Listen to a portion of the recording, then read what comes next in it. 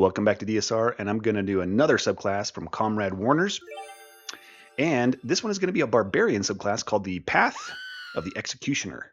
This one is very cool. He went in a very different direction than we've seen with other Barbarian subclasses by WotC or even other partner content. So I'm pretty excited about it. Let's get into it. We have some more excellent art by the artist known as Kiss, really setting the tone. And then the content here, Path of the Executioner, become the embodiment of inevitable death. Some barbarians channel the rage into a whirlwind of uncontrolled fury. You are not one of them. You have honed your anger into a razor's edge, a tool of precise and merciless finality. You are a student of anatomy and fear, a masked artisan whose craft is death. You learn to strike not with blind rage, but with calculated precision, severing life with one perfect blow to ensure no suffering and to send a terrifying message to all who witness your work. You are an instrument of judgment, and your presence alone spells doom. And he's got some great stuff in the designer notes, so I actually want to cover that first. It helps really set the tone for the subclass. Designer notes. The Executioner is a character we see in fantasy all the time, but almost never as a protagonist. They're always a hooded figure in the background, the one who swings the blade and then fades into obscurity. I wanted to explore that unexplored space. What kind of person chooses this life, and what does that life do to them? The research surprised me. Far from the cruel monsters of fiction, historical executioners like Franz Schmidt of Nuremberg were often deeply conflicted professionals who took their responsibilities seriously. Schmidt personally executed 390 people over 45 years, yet also worked as a healer, using his anatomical knowledge to treat patients the rest of society had given up on. Executioners were paid handsomely. In Vilnius, they earned more than the burgomaster. But they were socially ostracized, living in their own isolated subculture, marrying each other's daughters and widows. Their swords bore inscriptions pleading for the souls of those they executed. When I raise my sword, so God gives eternal life to this poor wretch. This duality shaped everything. The executioner's craft demanded anatomical knowledge, not just to kill, but to kill cleanly. A failed execution meant a suffering victim and a mob that might turn on you. The pressure informs focused execution. You bet everything on one perfect blow, just as historical executioners staked their safety and reputation on every single swing. How to play? Or how it plays. You are a master of the single target damage. Pick the biggest threat and delete it. Anatomical precision makes you the most accurate barbarian. Merciless Strike shuts down healing and regeneration completely. While it won't come up often, it is useful when it does. Your fear ability set up kills. Gaze of Death frightens one target whenever someone dies nearby. Relentless Terror paralyzes a witness, setting up an auto crit. The combo, kill something, paralyze the witness, then drop a focused execution on them next turn. If you need something dead immediately, coup de grace turns the focused execution into a guaranteed crit. Use your limited resources wisely. Save Relentless Terror and coup de grace for high-value targets, not minions. This subclass I feel is brimming with flavor, and I am very happy with how it turned out. And I agree with him. I mean, I didn't contribute at all, but I agree that it is cool and brimming with flavor, and it is excellent in how it turned out. All right, so let's get into the features now.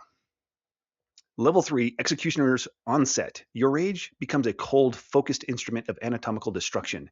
You gain the following benefits. Anatomical precision. While your rage is active, you gain a bonus to your weapon attack rolls equal to your rage damage bonus. And this is a big deal. All right, so barbarians can already do reckless attack, which gives them advantage on every attack roll. They don't miss very often, and when they do, it's usually by very little, right? So right now your rage bonus is going to be a +2. I bet this turns, the very few misses they're having into all hits. Like the only and even if you're a character without advantage, the most likely way you miss when you get into like tier 3 and things like that is that you roll a nat 1, right? But with advantage, instead of having a 5% chance to roll a nat 1, you have a 1 in 400 chance, or 0.125 or something like that, right?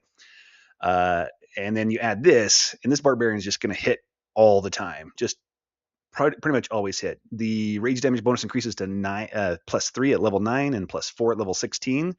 And that's going to make a big difference, like a big difference. If you try to do the math and say, well, how much is 4 compared to rolling a d20? It's not that big, but your player characters are stacking all kinds of modifiers. They've got proficiency bonus. They've got their ability score bonus that they're adding to it. They've got magic weapons they're adding to it. They've got other features they're adding to it. And it's quite often, even without, advantage and the reckless, that player characters are just missing by probably less than 4. If they ever miss, it's less than 4 most of the time. And you're going to have a +4 and reckless if you want it. So Yeah, that's a big deal. That's a big deal. Then we have anatomical knowledge. You gain proficiency in medicine skill. Very cool. Makes sense with the explanation from the historical research that Comrade Warner's gave us. Merciless Strike. Once per turn, when you hit a creature with a weapon attack, the target can't regain hit points until the start of your next turn. Makes sense with their knowledge of anatomy. Veil of Anonymity. You gain proficiency with disguise kits. When you make an intimidation check, you can use your strength modifier instead of your charisma modifier. And you can do this anyway while raging, but now you don't have to rage to activate this. Okay, so this one's got some cool non-combat features that make a lot of sense, and a couple of potent in-combat features that are really good. And barbarians don't need a lot of combat features in tier 1 and 2. They're actually some of the best performing martials in tiers 1 and 2. It's when they get into tier 3 that things start to fall off. And Comrade Wonders has done a great job of compensating for that in tier 3 and 4.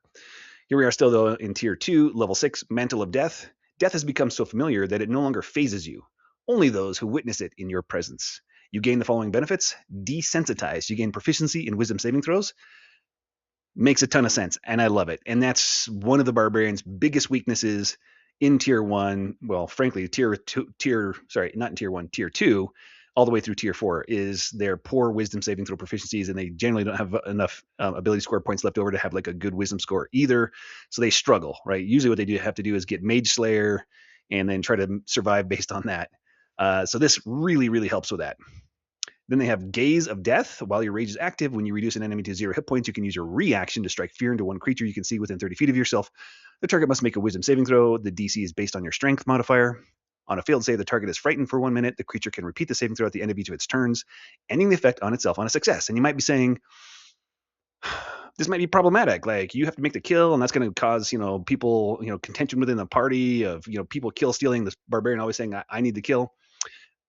But we're not done yet. A creature that is bloodied has disadvantage on the saving throw. Even better. And you can also use this reaction when someone else reduces an enemy within 10 feet of you to 0 hit points. Problem solved. He foresaw the problem and solved it. Like, Comrade Warner's makes really good, well-written mechanics. I love it. Level 10, Focused Execution. All right, so remember, this is we're just about to get to tier 3, right? Tier 3 starts at level 11. So this is right when barbarians are starting to like fall off and fall behind in damage versus other martials.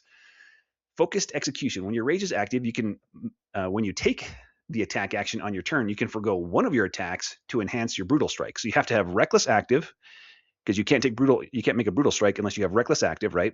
And then you're forgoing one of your attacks. Well, you only have 2. I don't know how you'd get a third attack, right? You've already gone 10 levels of Barbarian, so I don't know how you'd get a third attack unless you're dual wielding and have the Nick property going, I guess. All right, so you're going to forgo one of your attacks, and then the attack that you don't forgo is your brutal strike, which can't have advantage. Right? Now, if you have a nice DM like me, I'll let you have advantage from other sources, just not Reckless. So if you've toppled them, then you still have advantage, right? Okay. When you do so, the next time you use your Brutal Strike feature before the end of your turn, you roll the Brutal Strike and weapons damage dice twice and add them together. Not done yet. In addition, add your strength modifier twice and your rage damage bonus 3 times. Okay? All right. So if you do all that math together, it's slightly better than if you just hit one, if you just hit twice, right?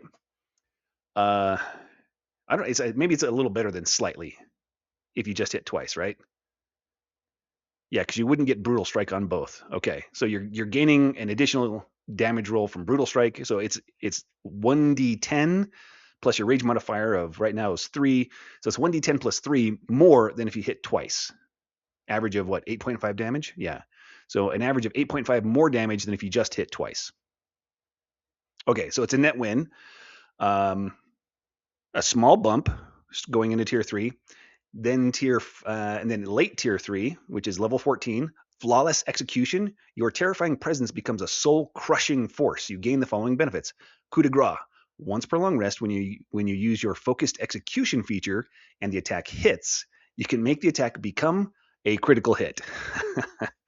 Okay, so now you'd be, and I can't remember, I don't think your Brutal Strike is increased in damage yet. That's later in tier 4. But so your Brutal Strike is still 1d10. So it doubles your number of Brutal Strike damage. It doubles your weapon damage dice, right? And crit doubles it again. So you'd be rolling 4d10 plus your weapons damage dice 4 times, and then add your strength modifier twice and your rage damage bonus 3 times.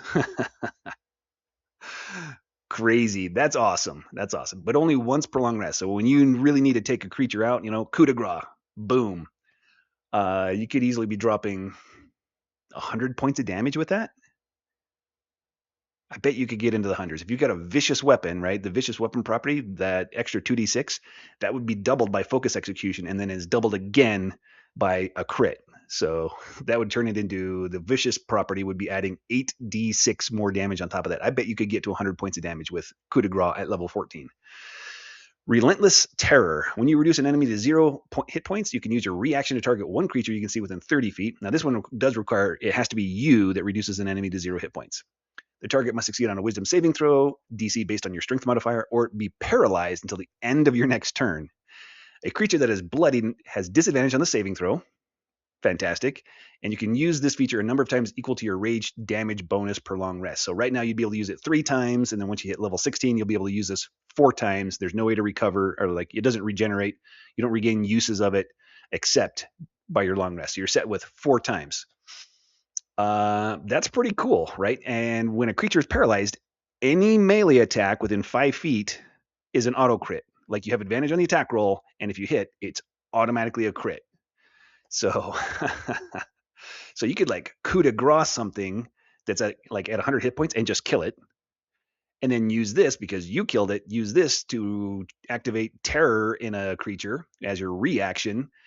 It's paralyzed. Now you would want to choose something that's bloody because then it's going to have disadvantage on the saving throw, right? Because it just saw you execute somebody in like 1 hit and it's already hurt pretty bad. So of course that makes sense.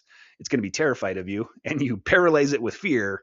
And now all of your allies who attack it from within 5 feet have advantage and auto crit. And then it's till the end of your next turn. So you're going to walk up and you're going to hit it with with advantage and auto crit as well. So you can use focused execution on those attacks on that one and really just pile on.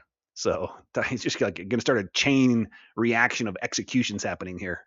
All right, let's rank this thing. I'm going to give it an A, but it's an A plus. Like it's just shy of S. Like it's as close as you can get without being S. This is an A plus, but I don't use pluses on mine, so it's just going to be an A. And an A for a multi-class dip, although it might be better than that. And that's because, look at this, the anatomical precision. While your rage is active, you have the attack roll bonus on all of your weapon attacks. It's not strength-based attacks. It's not melee weapon attacks or anything like that. It's just weapon attacks. So, I don't know, you could be a ranger who dips into this just to activate your rage and get a +2 on all of your range attack rolls. I don't know. This is still an A for a 3-level dip. Plus, you get some interesting, disguise kit, medicine skill proficiency, the ability to just turn off enemies' hit point regeneration once per turn. So you don't need to worry about, do I have acid damage? Do I have radiant damage? Do I have fire damage? Doesn't matter. You just turn it off. This thing is solid. I'm going to give it an A as a tank, an A as a frontliner, B as a skirmisher, because it is adding damage.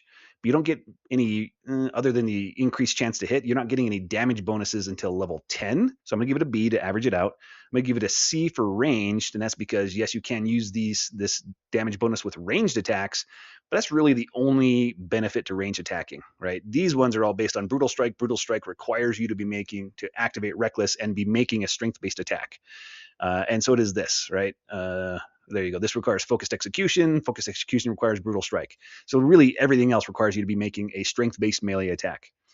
It's a B as a controller, right? Right at level 6, you have the ability to be causing creatures to be frightened, unlimited use.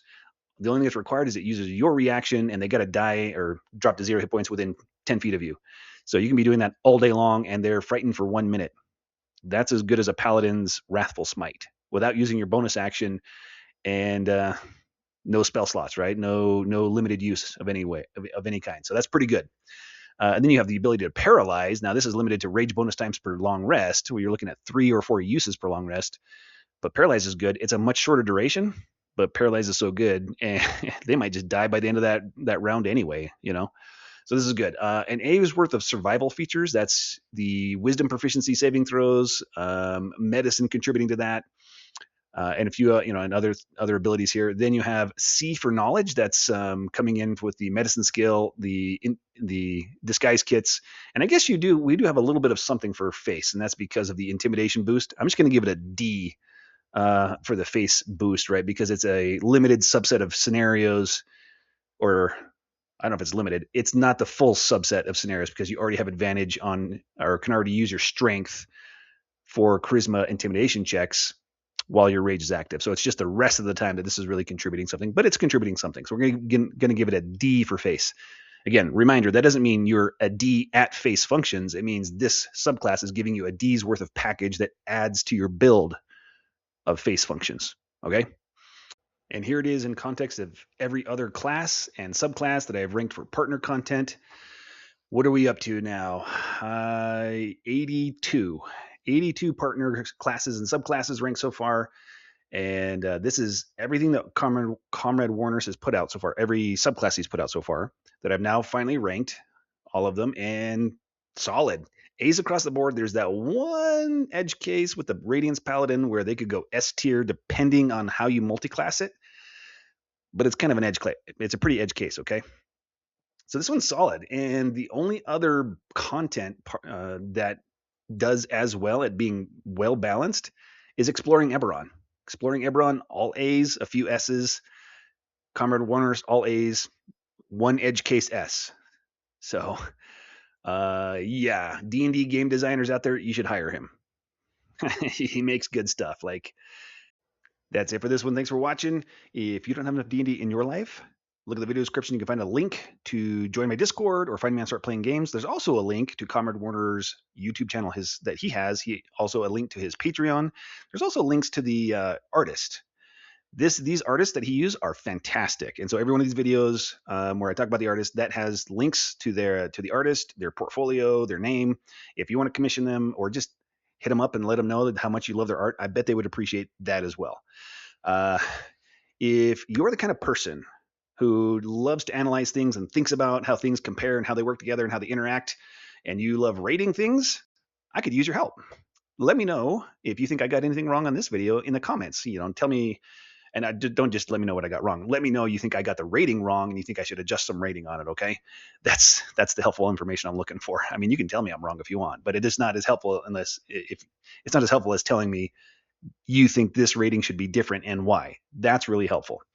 If you have a lot of thoughts on everything I've rated and you've looked through this Google Sheet and you would change half of them or something like that, you should probably just join my Discord. There's a channel dedicated to discussing ratings and refining them, and every person who contributes makes it better. This is not an ego trip. This is a community resource that I'm trying to build to help not only myself, but everyone else out there, right? This is the kind of thing, or at least one of my intentions with it is DMs can include partner content with more confidence and just say, anything that DSR rates, and pick your own scale, D to A. Anything above A is excluded. You can't use that. If your idea of power scale is slightly lower than mine, or if your ideal of power scale is the same as mine, you can say everything D to S is allowed.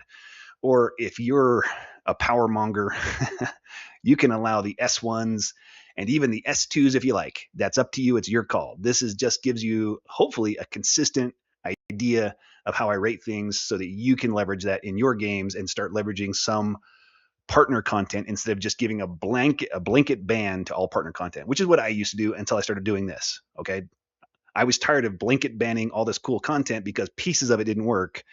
And so somebody had to do this. So I started doing it. Here we go. But I could use help. Okay. Remember that D&D is a game. And the only point of it is to have fun with your friends. Okay. So be cool when you play. All right. Catch you next time.